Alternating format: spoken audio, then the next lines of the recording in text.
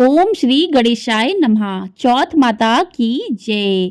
आप सभी का दिन शुभ और मंगलमय हो।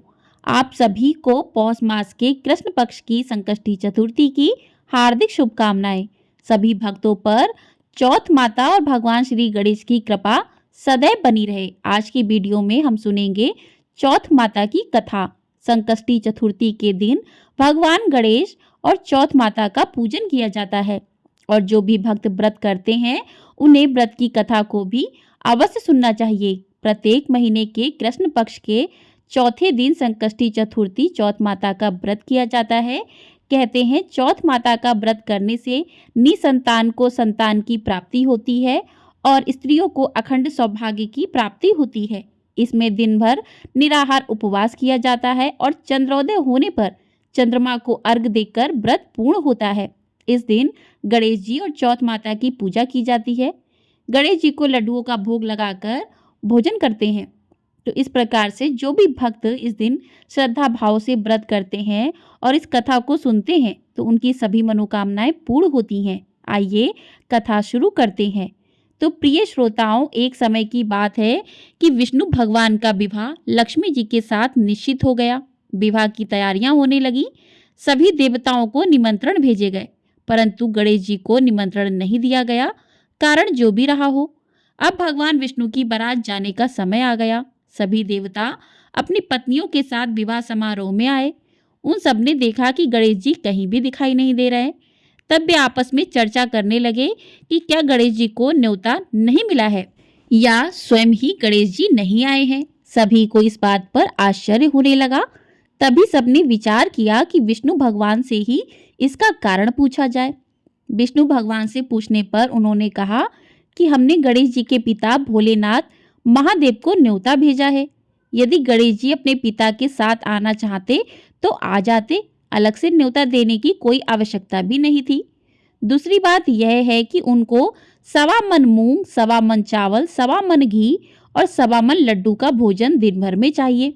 यदि गणेश जी नहीं आएंगे तो कोई बात नहीं, दूसरे के घर जाकर इतना सारा खाना पीना अच्छा नहीं लगता।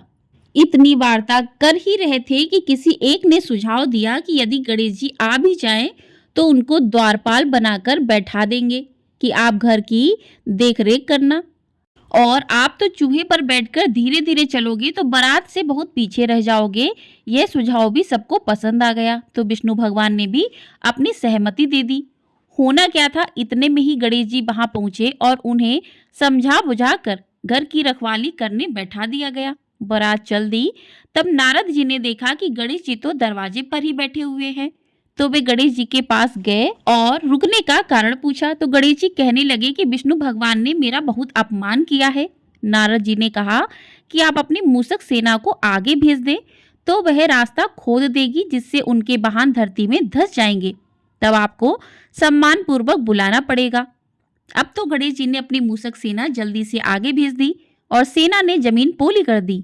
जब बारात वहां से निकली तो रथों के पहिए धरती में धंस गए। लाख कोशिश करें परंतु पहिए नहीं निकले। सभी ने अपने अपने उपाय किए परंतु पहिए तो नहीं निकले, बल्कि जगह जगह से टूट गए। किसी की समझ में नहीं आ रहा था कि अब क्या किया जाए। तब तो नारद जी ने कहा कि आप लोगों ने गणेश जी का अपमान करके अच्छा नहीं किया। यदि उन्हें मनाकर लाया जाए तो आपका कार्य सिद्ध हो सकता है और यह संकट भी टल सकता है। शंकर भगवान ने अपने दूत नंदी को भेजा और वे गणेश जी को लेकर आए। गणेश जी का आदर सम्मान के साथ पूजन किया। तब कहीं रथ के पहिए निकले। अब रथ के पहिए निकल तो गए परंतु वे टूट फूट गए थे, तो उन्हें सुधारे कौन। पास के खेत में खाती काम कर रहा था, उसे बुलाया गया। खाती अपना कार्य करने से पहले श्री गणेशाय नमः कहकर गणेश जी की वंदना मन ही मन करने लगा। देखते ही देखते खाती ने सभी पहियों को ठीक कर दिया। तब खाती कहने लगा कि देवताओं, आपने सर्वप्रथम गणेश जी को नहीं मनाया होगा और ना ही उनकी पूजन किया होगा, इसलिए तो आपके साथ यह संकट आया है। हम तो मूर्ख अज्ञानी हैं, फिर भी पहले गणेश जी को पूजते हैं, उनका ध्यान करते हैं। आप लोग तो देवतागण हैं, फिर भी आप गणेश जी को कैसे भूल गए। अब आप लोग भगवान श्री गणेश जी की जय बोलकर जाएं तो आपके सब काम बन जाएंगे और कोई संकट भी नहीं आएगा। ऐसा कहते हुए बारात वहां से चल दी और विष्णु भगवान का लक्ष्मी जी के साथ विवाह संपन्न करा के सभी शाकुशल घर लौट आए। हे गणेश जी महाराज, आपने विष्णु को जैसा कारज सरियो ऐसा कारज सबको सिद्ध कर जो। बोलो गजानन भगवान की जय। आइए अब सुनते हैं दूसरी पौराणिक कथा। एक सेठ सेठानी थे, उनके एक बेटा और एक बहू थे। बहू सबको भोजन करा के फिर स्वयं भोजन करती थी। एक पड़ोसन ऐसी भी थी जो रोज पूछती थी कि बहू आज खाने में क्या बनाया है, क्या खाया है। बहू कहती ठंडो बासी। एक दिन उसके पति ने ऐसा सुनकर विचार किया कि आज तो पकवान बनाए जाएं। फिर देखी कि मेरी पत्नी क्या कहती है। उसने तरह तरह के पकवान बनवाए और घर के सभी लोगों ने एक साथ बैठकर भोजन किया। आज भी पड़ोसन ने पूछा तो बहू ने कहा ठंडो बासी। सेठ के लड़के ने सोचा हो ना हो कोई बात अवश्य है जिससे कि मेरी पत्नी ऐसा कहती है। उसने पत्नी से पूछा तुम रोज ठंडो बासी खाया ऐसा क्यों कहती हो, जबकि अपन सबने एक साथ बैठकर कई तरह के पकवान खाए हैं। उसकी पत्नी बोली अपन जो खा रहे हैं वह बाप बूढ़ों की कमाई है। जिस दिन आप कमाकर लाओगे उस दिन मैं समझूंगी कि हम ताजा भोजन कर रहे हैं। अब एक दिन लड़के ने माँ से कहा मैं एक बड़े शहर में कमाई करने जा रहा हूँ। माँ बोली बेटा अपने पास इतना धन है कि खाया नहीं खुटेगा। माँ के मना करने पर भी बेटे ने स्वयं कमाने का दृढ़ निश्चय कर लिया और जाते समय पत्नी से कहा कि जब तक मैं कमाकर बहुत सा धन लेकर ना आऊं तुम चूल्हे की आग मत बुझने देना। एक दिन चूल्हे की आग बुझ गई तो वह मन ही मन घबराने लगी कि कहीं मेरे पति पर संकट तो नहीं आन पड़ा। जल्दी से पड़ोसन के यहाँ गई और आग लाकर चूल्हे में रख दूं। ऐसा विचार करके पड़ोसन के यहाँ गई और वहां पड़ोसन चौथ माता का व्रत और पूजन कर रही थी। पड़ोसन ने कहा थोड़ी देर में आकर ले जाना। बहू ने पड़ोसन से पूछा कि आप यह व्रत क्यों करती हैं, इससे क्या मिलता है। पड़ोसन ने कहा चौथ माता के इस व्रत को करने से अन्न लक्ष्मी मिले और अपनी मनोकामना पूरी हो। अब बहू भी चौथ माता का व्रत करने लगी। दीवार पर चौथ माता बनाई। उस दिन घी गुड़ का चूरमा बनाकर रात्रि को चंद्रमा को अर्घ देकर भोजन करती। ऐसा करते करते बहुत दिन हो गए। चौथ माता ने उस बहू के पति को सपना दिया कि साहूकार का बेटा तू जागे कि सोबे, तेरी पत्नी बहुत याद कर रही है, घर जाकर उसकी चिंता मिटा। तू दुकान खोलकर कंकु केसर का पगलिया बना के बैठ जाना, आज तेरा हिसाब किताब चुकता हो जाएगा। अब तो चौथ माता ने जैसा कहा था वैसा ही हुआ। उसने घर जाने की तैयारी की और गाड़ी भर के धन दौलत लेकर चल दिया। रास्ते में एक बड़ा सा काला नाग फन फैलाए बैठ गया और कहने लगा आज तो मैं तुझे डसूंगा छोड़ूंगा नहीं, आज तेरी आयु पूरी हो गई है। सेठ ने लड़के से कहा आज चौथ माता ने मुझे सपना दिया है तो मैं अपने पत्नी से मिलने घर जा रहा हूँ। वहाँ मेरी पत्नी मेरी बहुत चिंता कर रही है, मैं उससे मिलकर जरूर आऊँगा, तब तुम मुझे डस लेना। नाग ने कहा तुम शपथ पूर्वक कहकर जाओ तो मैं तुम्हें जाने दूंगा, परंतु लौटकर नहीं आए तो तुम्हारे घर आकर मैं तुम्हें डस लूंगा। इस प्रकार सर्प के वचन देकर वह अपने घर पहुंचा। वहां सभी से हंसी खुशी से मिला और भोजन करके उदास होकर बैठ गया। उसकी पत्नी ने उदास होने का कारण पूछा तो पत्नी ने काले नाग वाली बात बताते हुए कहा कि यदि मैं उसके पास नहीं जाऊंगा तो वह घर आकर ही मुझे डस लेगा।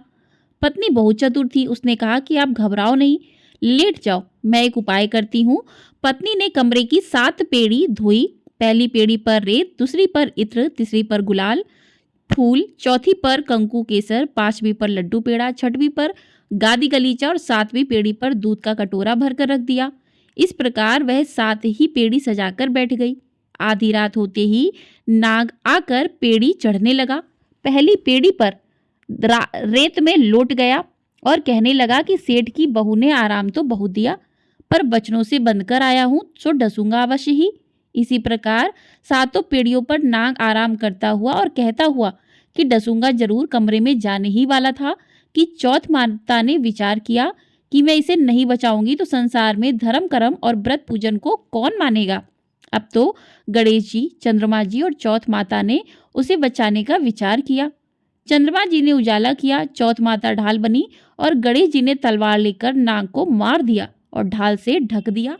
अब बहू भी थकी हारी सो गई। दिन उगा तो लोग बेटे से मिलने आए, परंतु बेटा बहू तो उठे ही नहीं थे। बहुत देर हो गई तो माँ उन्हें उठाने गई। माँ ने सातों पेड़ियों पर जो कुछ देखा बहुत घबराई और बेटा बहू को आवाज लगाई। बेटा बहू उठे तो देखा कि एक ढाल तलवार वहां पड़ी है। अब ढाल उठाई तो वहीं काला नाग मरा हुआ पड़ा है। बेटा बहू ने सोचा कि आज तो धर्म कर्म ही आड़े आए, जो भगवान गणेश जी और चौथ माता ने अपनी रक्षा की है। हे चौथ माता, जैसे सेठ के बेटे बहू की रक्षा की वैसी सबकी रक्षा कीजो। बोलिए चौथ माता की जय। बोलिए भगवान गणेश की जय। तो इस प्रकार से चौथ माता की कथा पूर्ण हुई। अब करते हैं माता की आरती। ओम जय श्री चौथ माता, बोलो जय श्री चौथ माता। सच्चे मन से सुमिरे सब दुख दूर भया। ओम जय श्री चौथ माता। ऊंचे पर्वत मंदिर शोभा अति भारी, देखत रूप मनोहर असुरन भयकारी। ओम जय श्री चौथ मैया, महासिंगार सुहावन, ऊपर छत्र फिरे, सिंह की सवारी सोहे, कर में खड़ग धरे। ओम जय श्री चौथ मैया, बाजत नौबत द्वारे, मृदंग डेरू, 64 जोगन नाचत, नृत्य करत भैरू। ओम जय श्री चौथ मैया, बड़े बड़े बलशाली तेरा ध्यान धरे, ऋषि मुनि नर देवा चरणों आन पड़े।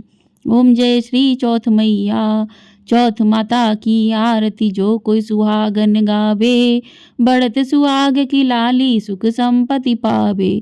ओम जय श्री चौथ मैया, ओम जय श्री चौथ मैया, ओम जय श्री चौथ मैया। बोलिए चौथ माता की जय। बोलिए भगवान श्री गणेश की जय। तो इस प्रकार से चौथ माता की आरती कथा पूर्ण हुई। आपको ये वीडियो पसंद आई है, वीडियो को लाइक शेयर, चैनल को सब्सक्राइब कर लीजिएगा। आपको हमारे चैनल पर प्रतिदिन पौष मास महात्म्य की कथाएं सुनाई जा रही हैं। यदि आप उन कथाओं को सुनना चाहते हैं तो उन कथाओं को सुन सकते हैं। और ये वीडियो पसंद आई है तो कमेंट बॉक्स में भगवान गणेश और चौथ माता की जय अवश्य लिखिएगा।